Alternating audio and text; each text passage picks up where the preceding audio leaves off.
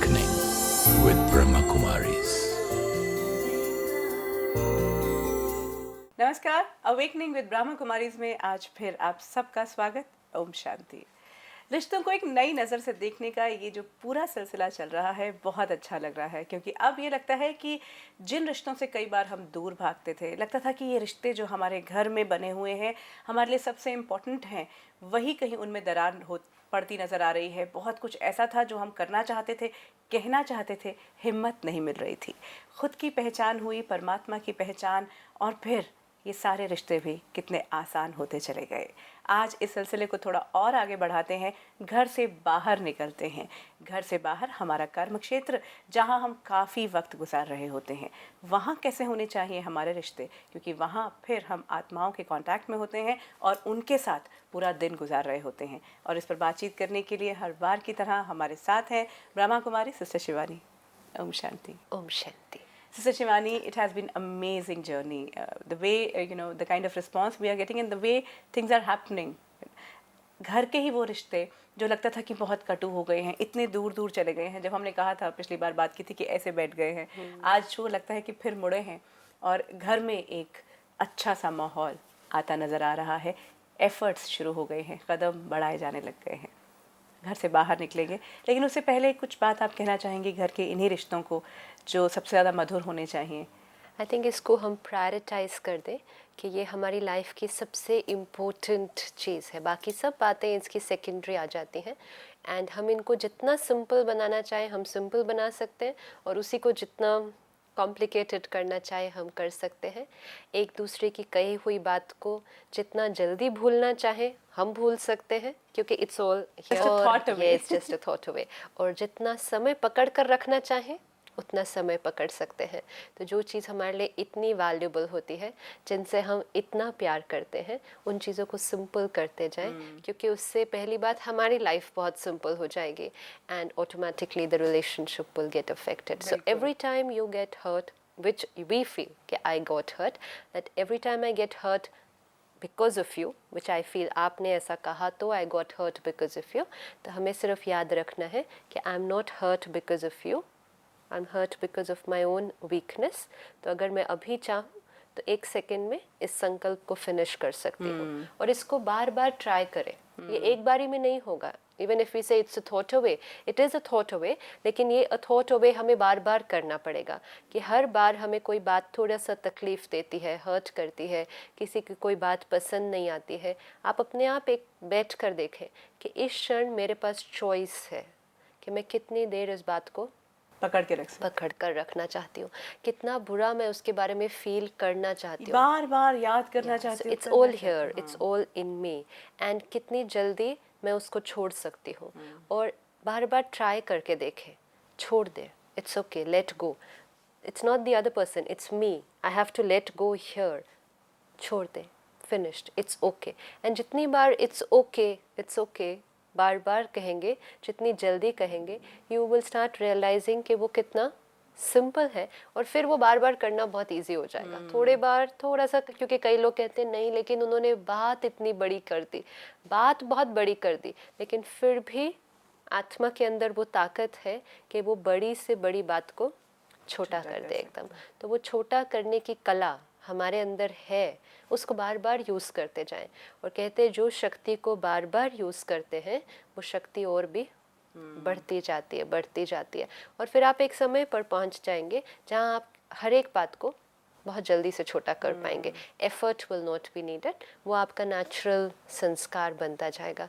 लेकिन इसको सिर्फ सुनने तक नहीं रखें अभी, because it's something that's going to work, this will work, बस इसको करना शुरू बिल्कुल, कर हर बार की तरह अनुभव जो है वो बहुत ज़रूरी हो जाता है कि जब हम किसी भी प्रोसेस में हो, we have to continue to experiment doing. Actually जब हम कहते हैं कि मैं नॉन डूइंग में हूँ, तो नॉन डूइंग सिचुएशंस के साथ हो सकता है, लेकिन अपने इस थॉट के साथ नहीं हो सकता। एंड कई बार लोग कहते हैं बहुत मुश्किल है, नहीं हो सकता है, पर देन मुश्किल यहाँ लग रहा है क्योंकि हमने किया नहीं है। जब वो एक बार कर लेंगे, बिकॉज ये फिजिकल काम नहीं है, कोई फिजिकल काम मुश्किल हो सकता है कि सपोज आप मुझे कहें अभी ये सोफ़ा उठा लो, हो सकता है ऐसे नहीं, ये मेरे लिए मुश्किल है, I can not pick it up alone. लेकिन यहाँ जो काम करना है इसके लिए कुछ भी नहीं चाहिए, अपनी आंतरिक पावर चाहिए, और वो हर आत्मा के पास है, और ये पावर जितना हम यूज़ करते हैं ये बढ़ती जाती है। तो बाय सेइंग कि ये मुश्किल है, we actually giving up an opportunity of learning something which is very simple. वो जब कर लेंगे तब पता चलेगा ये तो बहुत ईजी है। और सबसे बड़ी बात, पहली बार तो मौका आया खुद करने का। अभी तक तो हम दूसरे से एक्सपेक्ट करते थे कि वही करेगा तो मैं ठीक होंगी। आज तो ये हमारे हाथ में ताकत आ गई है कि I can do it. And then because हम वेट कर रहे थे कि आप करेंगे, तो मेरे हाथ में कोई कंट्रोल नहीं था, तो I had to keep waiting for you कि आप कुछ करेंगे, then I will feel good. तो उस वजह से क्या हुआ, मेरा फील गुड मोमेंट्स बहुत कम होते गए, मिला ही नहीं, बिकॉज मैं सारी जिंदगी इंतजार में निकाल दी। यस। अब जब पता चलता है कि I can feel good when I want to feel good, I can increase the duration of that during the day. That's wonderful actually. Feeling good factor, feel good factor को हम तलाशते रहते हैं, वो within ही है, और खुद हम ही डिसीजन मेकर हो सकते हैं। जैसे शिवानी घर से थोड़ा बाहर निकलते हैं और काम पर चलते हैं क्योंकि वो भी एक ऐसा धर्म क्षेत्र, एक कर्म क्षेत्र है जो कि सबको जाना ही है। अब कई लोग तो ये भी बोलते हैं कि भोगना ही है, जहाँ परमानेंट नौकरियाँ हैं तो वहाँ तो मतलब करना ही है, एडजस्ट करना ही है। जैसे हम इन लॉज के साथ बात कर रहे थे कि एडजस्ट करना ही है। ऑफिस पहुँच के, घर से बाहर निकल के ऑफिस पहुँच के क्या ऐसा हो जाता है, एक तो मेरा चेहरा बदल जाता है, मैं कुछ और सामने आता हूँ, कुछ और चेहरा लेकर पहुँचता हूँ वहाँ पर, कि वहाँ पर जो डिसकंटेंट है उसके बाद उसकी तो कोई ऑप्शन ही नहीं होती। घर में और ऑफिस के वायुमंडल में एक वर्ड है जो सबसे बड़ा चेंज जो फैक्टर आता है। घर में है कोऑपरेशन और ऑफिस में है कंपटीशन। तो उससे पूरा वायुमंडल ही चेंज हो जाता है। जब हम सुबह उठते हैं तो हमारा मूड कैसा होता है कि हमें ऑफिस जाना है, और जब शाम को 6 बजने वाले हैं तब हमारा मूड क्या होता है कि घर जाना है। What are we looking forward to? Do I look forward to going to work, or do I have to go to work? Again, you know, do I want to go to work or do I have to go to work? And शाम को 6 बजे कैसा feel करते हैं? That I want to go back home. तो घर में और ऑफिस में क्या अंतर है कि घर से ऑफिस जाने का मन नहीं करता, लेकिन ऑफिस से घर आने के लिए मन करता है। फ्राइडे शाम को कैसा फील करते हैं, या सैटरडे शाम को, depending on when is your holiday, and Monday morning को कैसा फील करते हैं। बहुत डिफरेंस है। Monday morning already the day starts on you know, ओ अब एक पूरा हफ्ता, another week, yes you know, तो इट्स लाइक अ बोझ, एक बर्डन है जो हम कैरी कर रहे हैं, क्योंकि परिवार है, रिस्पॉन्सिबिलिटी है, कोऑपरेशन है, बिलोंगिंगनेस है कि ये मेरा परिवार है। तो मेरा परिवार होने से दैट्स बिलोंगिंगनेस इज देयर। लेकिन ऑफिस किसी और का है, काम करना है, पैसा कमाना है, वापस आना है। यस, और वहाँ कंपटीशन का वायुमंडल आज जो बन गया है, तो कोऑपरेशन घर पर है तो वायुमंडल पॉजिटिव होता है। ऑफिस में कंपटीशन होने के कारण वायुमंडल नेगेटिव होता है। घर में भी अगर कंपटीशन की भावना आ जाए, सपोज 2 बहुएं हैं, यू नो, वहाँ कॉन्फ्लिक्ट है ना, तो वहाँ भी घर का वायुमंडल देखो क्यों डिस्टर्ब हो जाता है, क्योंकि कंपटीशन हो जाता है, एक दूसरे को नीचे खींचने की भावना आ जाती है, एक दूसरे को यू नो पुल डाउन, अपने आप को प्रूफ करने की ज़रूरत, ये सारी बातें जो कंपटीशन में आती हैं। लेकिन कहीं ना कहीं हमें बचपन से ही सिखाया जाता है कि कंपटीशन की दुनिया है। आज भी अगर पेरेंट्स से पूछते हैं आपके बच्चों को इतनी टेंशन क्यों है, जी कंपटीशन बहुत है। व्हाट इज़ कंपटीशन, किस चीज़ का कंपटीशन है? एंड बचपन से एक वर्ड हमें सिखाया गया, cut throat competition, you know, तो this word itself, cut throat competition, मतलब आप गला भी गला काट के, लेकिन आपको कंपटीशन में आगे जाना है। तो ये जो भावना क्रिएट हो गई है, तो उससे पॉजिटिव वाइब्रेशन कैसे हो सकते हैं उस स्थान के, नेगेटिव वाइब्रेशन है। And that is why the office and the home will always feel different, because वहाँ पॉजिटिव वायुमंडल है एंड यहाँ एब्सोल्युटली उसका contradictory I think because we are actually entering that with the mindset also. It is a mindset, ये हम सब, लेकिन हम सब ने बनाया वो, हम सब ने वो माइंडसेट बनाया कि ये कंपटीशन है, मुझे अपने आप को प्रूफ करना है, मुझे आगे जाना है, एक भी अगर कोई नया आ गया तो मैं कहीं पीछे न रह जाऊं। So it's always this feeling of competition जो हमें पीछे खींच देती है।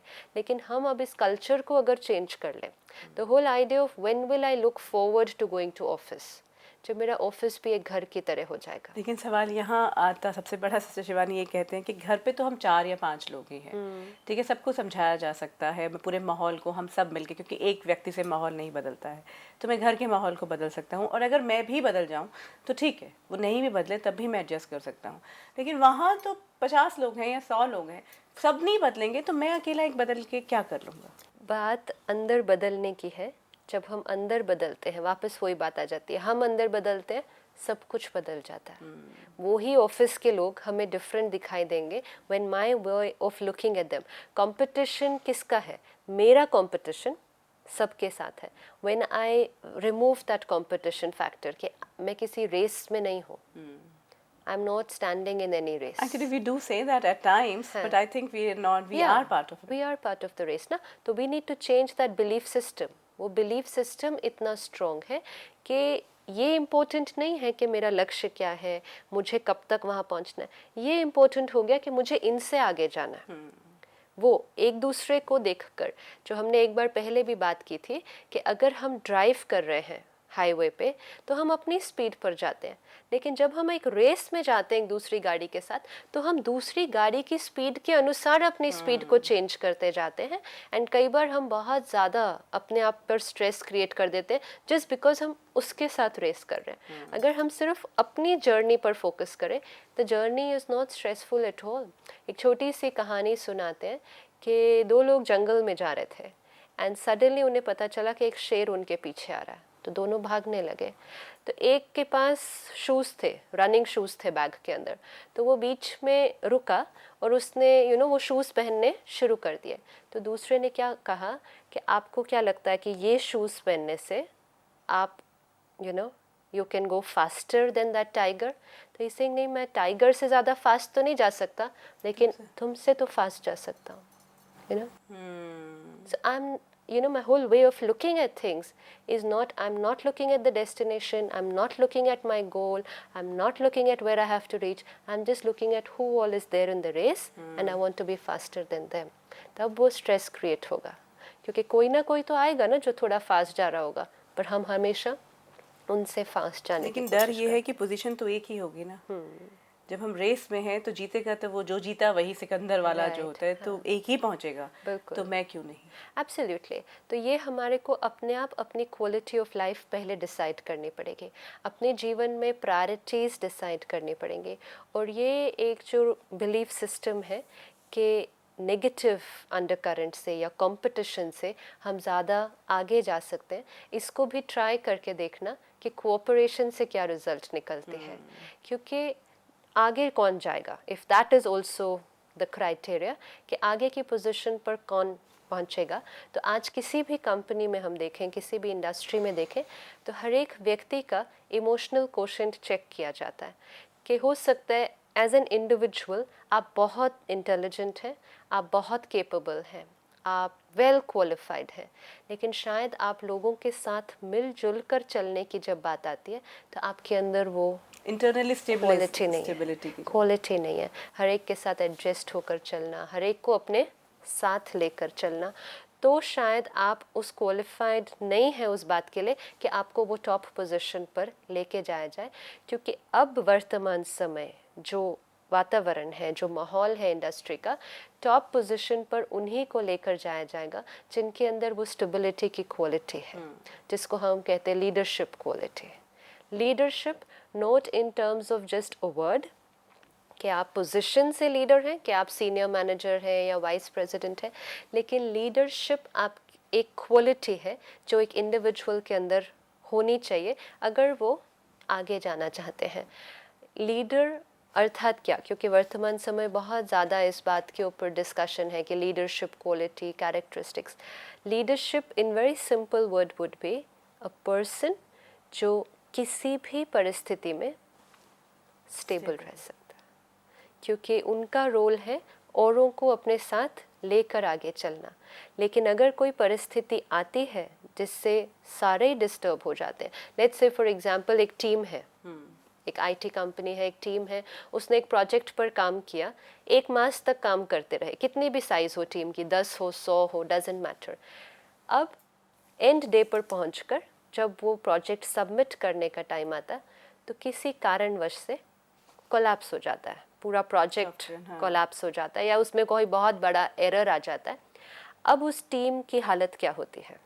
We just have to visualise that scene कि डे एंड नाइट अपनी family life, personal life, physical body सबको इग्नोर करके हमने बस प्रोजेक्ट पर काम किया, सब ने मिलजुल कर काम किया, लेकिन आज उस प्रोजेक्ट में कुछ प्रॉब्लम आ गई है।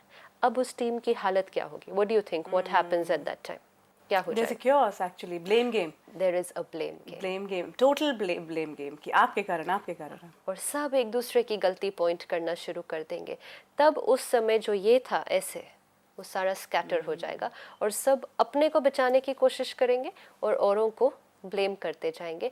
उस समय जो वायुमंडल होगा वो बहुत ज़्यादा तनाव का हो जाएगा, क्योंकि इंटरनली डिस्टर्ब्ड, औरों को ब्लेम कर रहे हैं, हर एक दूसरे को नीचे खींच रहा है, अपनी पोजीशन को बचाने की कोशिश कर रहा है कि मेरी गलती नहीं थी।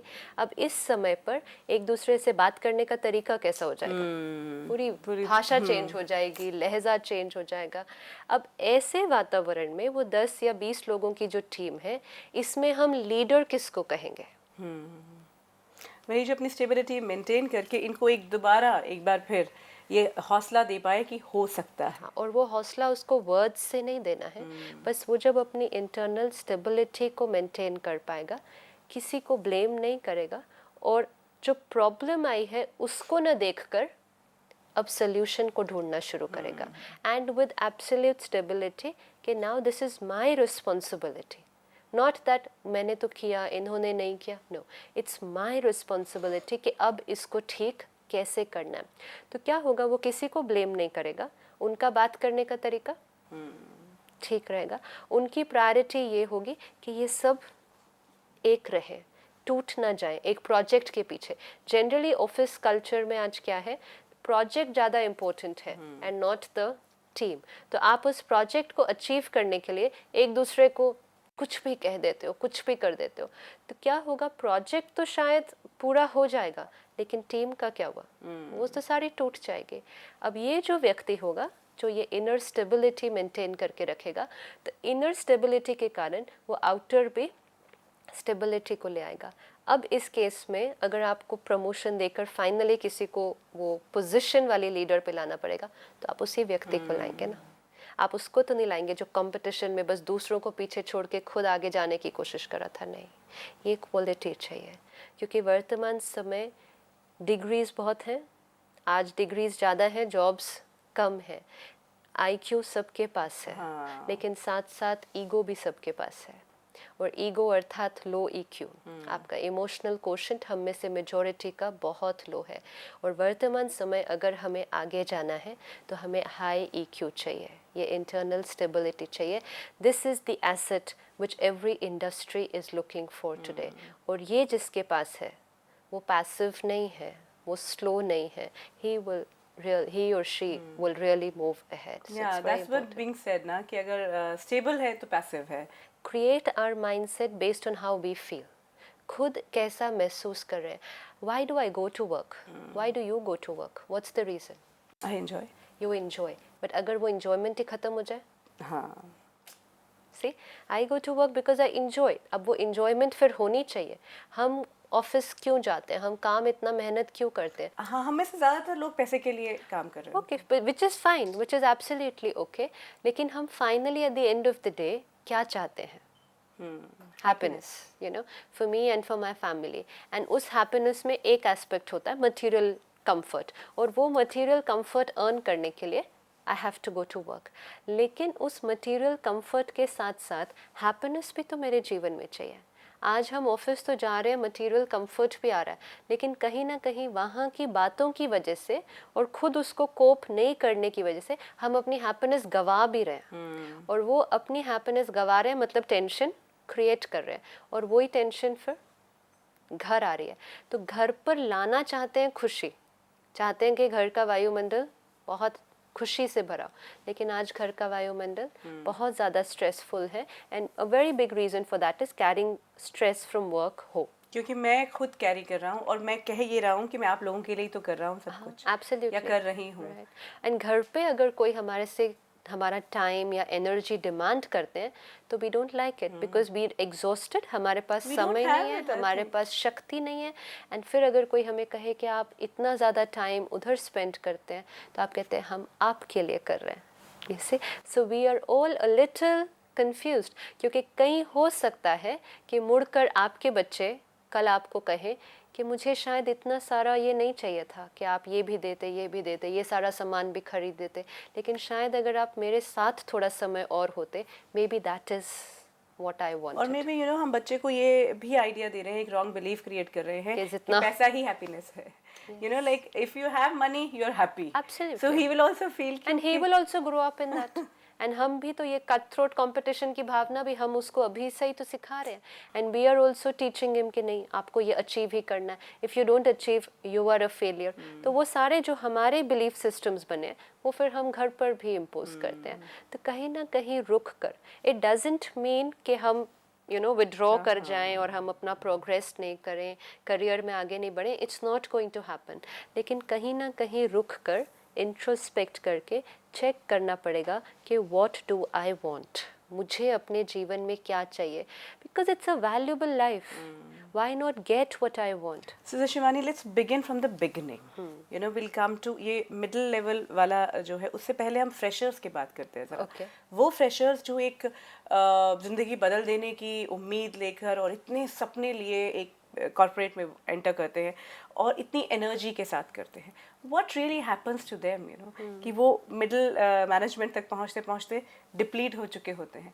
क्या वो विजन लेकर, अगर पॉजिटिविटी लेकर भी पहुंचे थे, गए थे, लेकिन कहीं ना कहीं कुछ ऐसा हो जाता है कि वो उसका एक हिस्सा बन के फिर डिप्लीट होने लगता है। राइट, क्योंकि एक एनर्जी सोर्स हमारे पास है यहाँ, हम जा रहे हैं एक ऐसे वायुमंडल पे जहाँ बहुत लोग हैं उसको खींचने के लिए, क्योंकि वर्तमान समय आप एक बहुत हाई एनर्जी लेवल के साथ वहाँ जा रहे हैं और बहुत लोग होंगे जिनको आपके आने से थोड़ी सी इनसिक्योरिटी होगी और तब छोटी छोटी बातें हो जाती हैं आपको नीचे खींचने की, आपके अगेंस्ट कुछ के, जो भी छोटी छोटी बातें इस तरह से ऑफिस में हो जाती हैं। अब उस वायुमंडल में अपने आप को प्रोटेक्टेड रखना और अपनी विशेषता को कायम रखना, और फिर रिजेक्शंस जब मिलनी शुरू होती हैं उस हर्ट को, क्योंकि एक एनर्जी लेके जब गए होते हैं, if I can actually go back to my own self also, when we are very young we have lot of hope, लेकिन पहला rejection, second rejection, and then you, हमारे पास बहुत एनर्जी है उस समय, हमारे पास बहुत क्रिएटिविटी है, क्योंकि नेगेटिविटी अभी तक हमारे ऊपर बहुत ज़्यादा इन्फ्लुएंस नहीं की ना, तो हमारे पास बहुत क्रिएटिविटी है, इंट्यूशन पावर बहुत अच्छी है, हम बहुत नए नए इनोवेटिव आइडियाज़ लेकर आते हैं। क्या होता है कि जिन्हों को हमारी वजह से इनसिक्योरिटी है वो कहीं ना कहीं हमारे आइडियाज़ को रिजेक्ट करना शुरू करते हैं और उसका तरीका होगा हमारे अगेंस्ट कुछ कहना, हमें नीचे खींचना, हमारे आइडियाज़ को अप्रूव नहीं करना। अब ये सारी बातों जब आएंगी हमारे सामने, इस टाइड के अगेंस्ट खड़े होना, इसके लिए पावर चाहिए। अब ज़्यादातर क्या होगा, एक बात आई सहन कर ली, दूसरी आई सहन कर ली, 10 बातें आई सहन कर ली, लेकिन वो 10 बातें सहन करते करते अपनी जो पावर थी वो पूरी तरह से फिनिश हो गई कि यहाँ पे क्रिएटिविटी का कोई फ़ायदा नहीं है, यहाँ पे नए आइडियाज़ लाने का कोई फ़ायदा नहीं है। इतनी मेहनत की, कल पूरा प्रोजेक्ट बनाया, प्रेजेंटेशन बनाई, रिजेक्ट कर दिया, तो यहाँ पे कुछ फ़ायदा नहीं है। तो वो नहीं है करते करते धीरे धीरे वो जो विशेषता थी गिव अप कर दिया। तो यहीं से शुरू करते हैं वो यंगस्टर्स जो कदम रख रहे हैं, जो पूरी ऊर्जा के साथ, एक और उनके साथ भी एक माइंडसेट, क्योंकि जिस तरह के बिलीफ लेकर चल रहे हैं कि मुझे दूसरे को रिप्लेस करना है, मुझे वहाँ तक पहुँचना है, कई बार हम ये लेकर भी अपना मोटो लेकर चल रहे होते हैं। So what kind of mindset they should have? We have to understand कि एक ऑफिस है, अगर let's say will take an example, उसमें 10 लोग हैं से फॉर एग्जाम्पल, और अगर आज आपको रिक्रूट किया गया है, वो इसीलिए रिक्रूट किया गया है क्योंकि वहाँ 11 लोगों की ज़रूरत है। वो इसलिए नहीं रिक्रूट किया गया है कि आपको लाया जाएगा और एक को निकाला जाएगा। So actually there is no competition. If you go to look at it in its right perspective, कोई कंपटीशन नहीं है। और जो लोग पहले से 10 लोग वहाँ थे, उन्हें भी ये समझना पड़ेगा कि इनको इसलिए रिक्रूट किया गया है क्योंकि 11वें व्यक्ति की ज़रूरत है। ये नहीं है कि ये काम 10 में ही हो सकता है और ये सोचा जा रहा है कि इनको ले आओ तो यहाँ में से 10 को हटा दो। तो फिर हमारा उनके साथ कंपटीशन कैसा? ना पुरानों को नयों के साथ, ना नयों को पुराने के साथ। Everyone is unique, everyone is carrying their own energy and everyone has to compete only with themselves. और in fact the best part what you have said is हर कोई वहाँ पे इसलिए है क्योंकि उनकी ज़रूरत है। Absolutely. जब आपको नया रिक्रूट किया गया है तो आपको पूरी तरह से इवैल्यूएट करके रिक्रूट किया गया and because you are very suitable इस पोस्ट के लिए तब आपको रिक्रूट किया गया। तो आपका इनके साथ कोई कंपटीशन नहीं है जो एग्जिस्टिंग है। अब आपको अपने आप की जो क्वालिटी है उसको दिखाना है, वहाँ पे अपने काम के अंदर दिखाना है। और उसको दिखाने का तरीका ये नहीं होगा कि जो एग्जिस्टिंग लोग काम कर रहे हैं उनसे ज़्यादा अच्छा करके दिखाना है, तो कंपटीशन वाली फीलिंग नहीं है, लेकिन अपनी बेस्ट करके दिखानी है। हो सकता है लेट्स से फॉर एग्जांपल कि जो बाकी 10 लोग हैं उनका लेवल 70% है, लेट्स से फॉर एग्जांपल, लेकिन आप अगर उनके साथ compete करके करने दिखाना शुरू करें तो आप सिर्फ 75 दिखा दें। लेकिन हो सकता है आपकी इंडिविजुअल कैपेसिटी 90 की थी। लेकिन जब भी हम औरों को देखते हैं, सी अगेन दैट ड्राइविंग वाली स्पीड, अगर एक 70 की स्पीड पर चल रहा है, if I just want to go ahead I will just go up to 80, but actually probably I can drive at 100। So individual speed actually हमें उस यात्रा में, जहाँ तक फोकस की बात है, फोकस सिर्फ स्ट्रेट होना चाहिए, it should not go here and there. जहाँ तक काम की बात है, एक दूसरे की तरफ तब देखें जहाँ सहयोग करने की बात है, लेकिन प्रूव करने के लिए माय बेस्ट। बिल्कुल सिस्टर शिवानी, नया अपॉइंट जो आया है, जो नया एम्प्लॉय आया है, compete कर रहा है, कहीं ना कहीं कंपटीशन की भावना, और जो बाहर ऑलरेडी थे वहाँ पे वो इनसिक्योर हो रहे हैं। वो इनसिक्योरिटी और ये जो पूरा एस्पेक्ट है, ये दोनों चीज़ें हमारी क्रिएटिविटी को फिनिश कर देती हैं। क्रिएटिविटी मतलब यहाँ क्लैरिटी। क्रिएटिविटी तब होगी यहाँ जब नेगेटिविटी का अंश भी नहीं है। इंट्यूशन, यू नो, नए नए आइडियाज़ निकालना, इनोवेशन, ये आज इंडस्ट्री की डिमांड है। कुछ नया बताओ, कुछ नया करके दिखाओ। क्यों? क्योंकि इंडस्ट्री में भी हर रोज़ इतना कुछ हो रहा है। एक कंपनी ने एक ऐड बनाई, लॉन्च किया प्रोडक्ट, तुरंत दूसरी कंपनी जो कॉम्पिटिटर है, अगेन कॉम्पिटिटर, वो उनको भी कुछ लॉन्च करना है। So then what are they going to tell their people? नया नया, कुछ नया सोचो। अब नया कैसे सोचेंगे? जब यहाँ क्लैरिटी है। लेकिन जब ये माइंड इस चीज़ से भरा हुआ है कि मुझे इससे अच्छा सोचना है, मुझे इससे अच्छा सोचना है, मुझे इससे अच्छा आइडिया देना है, तो ये नेगेटिविटी है। और जहाँ नेगेटिविटी अंडर करंट चल रही है वहाँ क्रिएटिविटी नहीं आ सकती। Negativity and creativity together not possible. तो अपने आप को अगर प्रूफ करना है, अपनी कैपेसिटी को प्रूफ करना है, तो बिल्कुल एक पॉजिटिव यहाँ स्टेबिलिटी मेंटेन, साइलेंट वाटर, बिल्कुल, तो उसमें से वो रिफ्लेक्शन दिखाई देगी जो सबकॉन्शियस माइंड में स्टोर्ड है। लेकिन ये क्यों, ऐसे कैसे, ये ना कर ले, ये मेरे से आगे ना चला जाए, जब मन में ये सारे थॉट्स आएंगे तो नया आइडिया कहाँ से आएगा? बिल्कुल। और सबसे बड़ी बात जो है कि आपने जो काम करने गए हो उसका जो अंडरलाइन है, वो जो आपका मन है, वो ये है कि आपको खुशी मिलेगी। तो वो याद रख के आई थिंक अगर हम काम पे जाते हैं तो एक कहीं ना कहीं पूरा माइंडसेट चेंज हो सकता है। अभी बहुत सी बातें बाकी हैं, अभी बहुत कुछ हमने पूरा प्रोफेशन में जाना है, एक एक चीज़ के बारे में बात करनी है, लेकिन फ़िलहाल वक्त ख़त्म हो रहा है। आपका बहुत बहुत धन्यवाद। ओम शांति। ओम शांति। अवेकनिंग विद ब्रह्मा कुमारीज में इन दिनों रिश्तों के बारे में बात कर रहे हैं, तो अगली कड़ी में भी फिर चलेंगे आपके ऑफिस में और जानने की कोशिश करेंगे कि किस तरह से अपने इनसिक्योरिटी को या फिर कॉम्पिटिटिव जो भावना हमारे मन में कभी कभी आ जाती है उसे दूर करके एक बेहतर ऑफिस माहौल तैयार किया जा सकता है। अब दीजिए इजाज़त। ओम शांति। ओम शांति।